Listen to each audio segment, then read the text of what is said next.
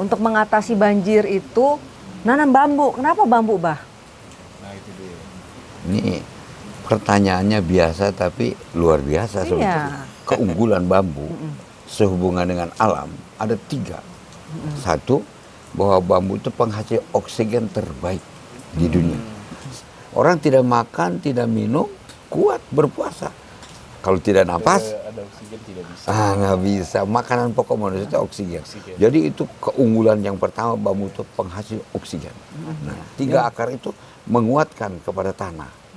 Jadi menguatkan, menyimpan air dan menguatkan tanah, anti longsor.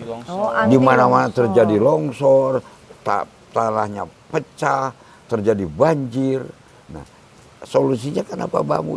Bambu itu kalau di tebing, ya, di tebing, kena angin dia kuat. Karena apa? Lentur. Begitu dia ada satu aja tumbang, nanam bambu teh bisa dari mata ruas keluar dia nanti. Dari ranting jadi juga. Mata akar jadi malah nguatin.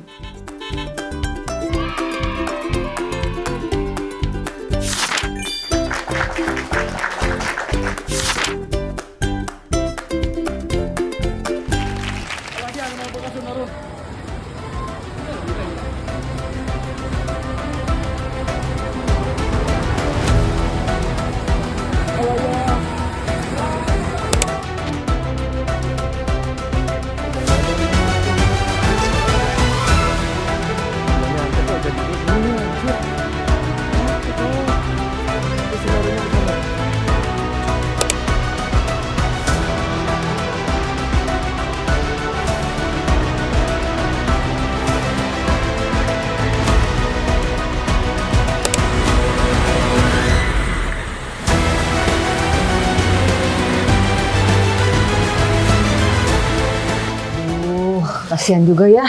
Iya. Ya Allah, ternyata banyak banget Bah itu kalau kita lihat ya. Banjir di mana-mana tuh karena tanah longsor. Terus tadi kita lihat videonya tadi tuh bencana di mana-mana. Iya, musimnya juga nggak nentu, kadang hujan, kadang panas, Bah. Nah, waktu itu kan Abah pernah bilang tuh untuk mengatasi banjir itu nanam bambu. Kenapa bambu, Bah? Nah itu dia. Ini pertanyaannya biasa tapi luar biasa sebetulnya. Iya. Kayaknya sederhana, kayaknya sesuatu yang tidak berarti tapi artinya luar biasa. Bambu itu. Ya. Karena bambu itu ada ciri dari 27 keunggulan bambu sehubungan dengan alam ada 3. Satu, bahwa bambu itu penghasil oksigen terbaik di dunia. Satu batang bambu menghasilkan 1,2 kilogram oksigen untuk bernapas 2 orang. Satu batang. Kalau satu rumpun ada isinya 500 batang, berarti untuk bernapas 1000 orang. Ya, Di rumah sakit plus mesinnya oksigen, satu tabung itu 1 juta untuk 1 orang. Berarti satu rumpun itu menghasilkan 1 juta kali 1000 kali bernapas berarti 1 miliar oksigennya. Kalau kita nanam 1 batang bambu, nanti setelah 3 tahun menjadi 500 batang, sama dengan sodakoh oksigen 1 miliar tiap hari. Siapa orangnya? Oksigen murni bagus. Murni. Siapa orangnya? Jadi penghasil oksigen. Kalau kita menanam 1000 batang, 1000 batang ini dari bongkotnya 1000 batang, kali aja 1 miliar kali 1000, 1 triliun. Siapa orangnya? Tapi itu begitu harganya oksigen itu mahal. Orang tidak makan, tidak minum, kuat berpuasa. Kalau tidak napas, ada oksigen tidak bisa. nggak bisa. Makanan pokok manusia itu oksigen. Jadi itu keunggulan yang pertama, bambu itu penghasil oksigen. Nah, yang kedua, menyimpan air. Begitu hujan turun sampai 80% air itu disimpan Di dalam bambu. di dalam bambu, dalam akarnya. Oh, di akarnya. Jadi akarnya itu ada 3 akar. Satu ada akar serabut, itu yang ke dalam sampai 50 meter. Kecil-kecil. Itu yang menyimpan air. Ada akar tunjang. Kalau nempel bambu yang pertama ditanam, dia akan mengerung begitu, itu menahan si rumpun bambu. Akar tunjangnya begitu. Ada akar rempang ke samping. Itu yang menjadi rebung, jadi anaknya. 3 akar itu menguatkan kepada tanah. Jadi menguatkan, menyimpan air dan menguatkan tanah. Anti longsor. Di mana-mana terjadi longsor, tanahnya pecah, terjadi banjir. Nah, solusinya kenapa bambu? Bambu itu kalau ditebing, ya, ditebing, kena angin dia kuat. Karena apa? Lentur. Begitu dia ada satu aja tumbang, nanam bambu teh bisa dari mata ruas keluar dia nanti. Dari ranting jadi juga. Mata akar jadi malah nguatin. Kalau dia tumbang begitu akan keluarnya menjadi ribuan batang. Kalau satu tumbang aja. Jadi menahan longsor. Sekali dua kali mungkin ada yang longsor ya, terbalik, jangan kaget, itu akan menjadi muatkan. Bambu itu begitu. Jadi terutama 3 ini peranannya menahan longsor, menyimpan air. Kalau air itu disimpan akan terjadi apa? Meredam hawa panas bumi, tidak akan terlalu panas. Nah, kalau hawa panas bumi diredam, gunung berapi jarang meletus. Nah, maka sebaliknya gunung berapi dan bambu itu saling menguntungkan, saling menggunakan simbiosis mutualisme ke dalam ini gitu kan ya. Jadi gunung berapi itu diredam sama bambu. Sebaliknya kalau gunung berapi mau meledak, hawanya panasnya tidak tertahan di atas 50 derajat, maka bambu akan mengeluarkan bunga. Di dalam bunga ada biji, itu jutaan biji. Syaratnya biji itu bisa menetas, harus kena panas di atas 50 derajat. Jadi kalau begitu itu bijinya lepas, yang jutaan biji itu kena lahar air panas, itu akan menjadi hutan bambu. Dan daya tahannya yang ditanam dari biji dengan ditanam dari ranting berbeda. Bisa mungkin ratusan tahun, ribuan tahun kalau dari biji. Nah, dan kelebihan bambu, sekali nanam seumur hidup nggak usah nanam lagi. Beda dengan kayu lain. Ya kan? Sekali nanam seumur hidup nggak usah nanam lagi. Selama ada tegakan, kalau itu isinya 300 batang, diambillah 100 batang, yang 200 nanti keluar lagi akar, keluar lagi rumput. Bisa bercabang gitu. Sekali nanam. Jadi kalau di China, bambu itu gambaran panjang umur. Maka kalau mau panjang umur, dekat-dekatlah dengan hutan bambu, dengan pohon bambu. Bukan di bambu banyak kuntilanaknya. Kuntilanak mah udah banyak di mall. Nah, pertanyaan aku gini, Bah. Kalau memang bambu itu merupakan solusi untuk bencana yang terjadi, nah ini pemerintah gimana nih, Bah? Peranan pemerintah ini dalam menanam bambu ini menurut Abah sudah maksimal belum? Waduh, hebat, pertanyaannya hebat. Karena gini, Indonesia ini surganya bambu, kata almarhum Pak Sarono Kusuatmaja. Sehingga dalam bahasa Inggrisnya bambu is bambu, dalam bahasa Latinnya bambu is bambusa. Artinya bambu berasal dari Indonesia, surganya bambu. Tapi sayang, seribu kali sayang, peminatnya, pecintanya, pemerhatinya hanya sedikit. Dan kesungguh-sungguhan tidak begitu sungguh-sungguh. Nah, itu baik dari akademisi, maupun dari pihak pemerintah, maupun dari pihak perorangan, beda dengan di Cina. Waduh, perhatiannya. Kalau kualitas pohonnya kita lebih baik, jumlahnya kita lebih banyak, tapi perlakuannya terhadap bambu, keseriusan terhadap membuat sesuatu yang dari bambu itu lebih khusus. Bukan berarti tidak ada, tapi dibanding jumlah penduduk dan kepentingannya kurang. Karena sebetulnya saya menggarisbawahi, dibuatlah di para ahli bambu ini, ya.